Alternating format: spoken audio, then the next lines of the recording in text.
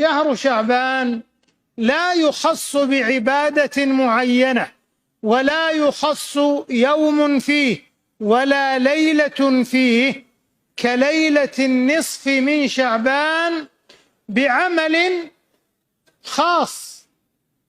ولهذا يجب أن يتعود المسلم على أن كل عمل لم يعمله رسول الهدى صلى الله عليه وسلم فلا يعمله. هل احتفل رسول الله صلى الله عليه وسلم بليلة النصف من شعبان؟ وكذا أبو بكر وعمر وعثمان وعلي وسائر الصحب والآل أجمعين رضوان الله عليهم؟ لا، فيسعنا ما يسعهم.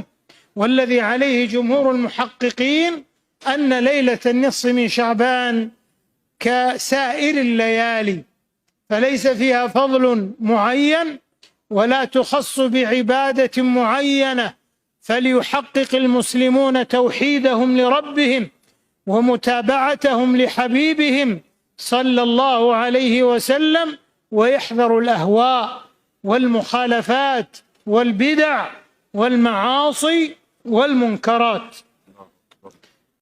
শবে বরাতের মতো এত বড় সওয়াবের কাম, তারপরে মিলাদের মতো এত বড় সওয়াবের কাম, এগুলো আমরা কেন করব না? প্রিয় ভাই, সব করব না এই কারণে যেহেতু আল্লাহ রসুল তা করেন নাই, সাহাবায়ে কেরাম তা করেন নাই। আমরা ওই কাজ করতেই পারি না যেই কাজের মধ্যে আল্লাহ রসুল এবং সাহাবায়ে কেরাম যেটা স্পষ্টভাবে সহিহ হাদিস কর্তৃক প্রমাণিত নয়, আমরা তা করতে পারি না। শবে বরাতের তিনটে বিষয় বোঝেন। একটা হলো শবে বরাতের রাত্রিতে, অর্থাৎ আবারও বলছি, শবে বরাত বলছি, আপনারা রাগ করেন না, নিসফে শাবানের রাত্রিতে, মধ্য শাবানের রাত্রিতে আল্লাহ তাআলা বান্দাদের গুনাহ মাফ করেন। এটা সহিহ হাদিস। ইন্নাল্লাহা লা ইয়াত্তালিউ ফি লাইলাতিন নিসফি মিন শাবান ইলা ইবাদি ফায়াগফিরু লিজামিই খালকিহি ইল্লা লিমুশরিকিন আও মুশাহিন। আল্লাহ তাআলা মধ্য শাবানের রাত্রিতে তার বান্দাদের দিকে দৃষ্টিপাত করেন। আল্লাহ মধ্য শাবানের রাত্রিতে তার বান্দাদের দিকে দৃষ্টিপাত করেন, তখন তিনি দুই শ্রেণীর মানুষ ছাড়া সকল শ্রেণীর সৃষ্টিকে মাফ করে দেন। যাদের ভিতরে শিরক আছে এবং যাদের ভিতরে হিংসা আছে, এই হিংসা এবং শিরক যাদের আছে তাদের ছাড়া বাকি সকল মানুষকে আল্লাহ মাফ করে দেন। তাহলে শবে বরাত হলো একটা কমন বোনাস। আপনি যদি এই রাত্রিতে ঘুমিয়ে থাকেন, জেগে থাকেন, কিন্তু আপনার অন্তরে শিরক নেই, আপনার অন্তরে হিংসা বিদ্বেষ নেই, ইনশাআল্লাহ আপনার নসিবে এই আল্লাহর বোনাসটা এসে যাবে, আপনার অ্যাকাউন্টে আপনার বোনাস জমা হয়ে যাবে। কথা কি বুঝতে পেরেছেন? এখন দ্বিতীয় বিষয় হলো আমরা কি করব, আমরা আমল করব কিনা। আমল না করলে, ঘুমিয়ে থাকলেও আপনি বোনাস পাবেন। এ ব্যাপারে সহিহ হাদিস পাওয়া যায় না, কিছু জয়ীফ হাদিস আছে। দুটো আমল পাওয়া যায় জয়ীফ হাদিস দ্বারা, বা তিনটে আমল পাওয়া যায়। একটা হলো কবর জিয়ারত, আর একটা হলো দোয়া, আর একটা হলো সালাত। এই বিষয়ে যতগুলো হাদিস আছে সবই জয়ীফ।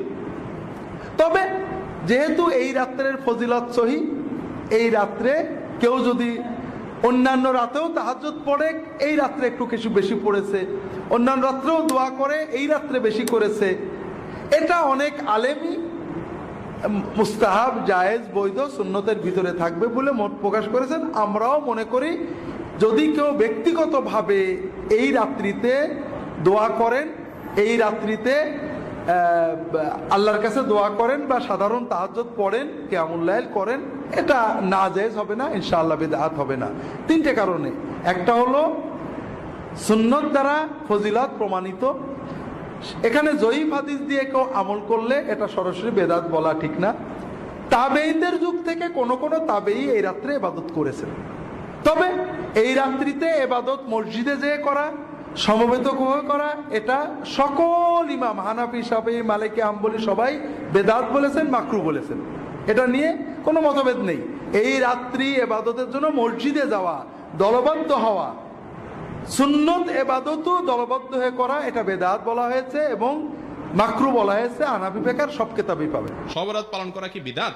শবে বরাত উপলক্ষে আনুষ্ঠানিকতা করা, সিন্নি দেওয়া, আপনার ওই যে আপনার কি হালুয়া বিতরণ করা, একটা জাল হাদিস বানাইছে যে নবীজি দাঁত ভাঙছে এই জন্য হালুয়া খাইছে, এই জন্য আমরা হালুয়া খাই। মানে কত বড় চিটারি আপনি চিন্তা করেন।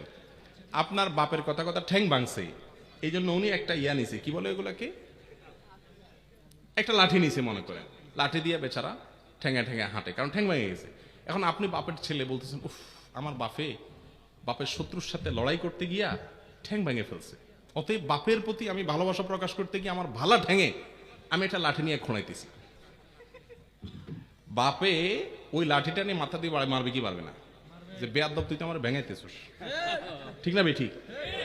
তো যদি নবীজি দাঁত ভাঙিয়া হালুয়া খাইয়া থাকেন, তো আপনিও দাঁতটা ভাঙেন, ভাঙিয়া হালুয়া খান। আপনি আস্ত ভালো দাঁত নিয়া সবরাতে হালুয়া খাইতেছেন, এর চেয়ে বাটপারি আর কিছু হতে পারে? আর ওহুদের যুদ্ধ কি শাবান মাসে হয়েছে? আপনি এটা কোথায় পাইছেন? এগুলা সবগুলা হলো এই হালুয়া ঘুরির জন্য আপনার মাসালা বানাই নেওয়া আর কি। ভাইরা আমার, সবরাত্রি কেন্দ্রিক রাত্রি জাগরণ, দিনে ইবাদত এবং আপনার আরো যত কাজ আছে, এগুলো কোনোটাই আসলে বিশুদ্ধ হাদিস দ্বারা প্রমাণিত। তবে হ্যাঁ, বিভিন্ন হাদিস থেকে এইটুকু বোঝা যায় এই রাতে আল্লাহ রাব্বুল আলামিন হিংসুক এবং শিরকারী ছাড়া বাকিদেরকে আল্লাহ সাধারণ ক্ষমা ঘোষণা করেন। কথা কি বুঝতে পারছি? আর যেহেতু শাবান মাস নফল রোজা মাস, অন্য দিনের মতো ওই দিন রোজা রাখতে পারেন, কিন্তু সবার উপলক্ষে স্পেশাল রোজা, এটাও বিশুদ্ধ হাদিস দ্বারা প্রমাণিত না।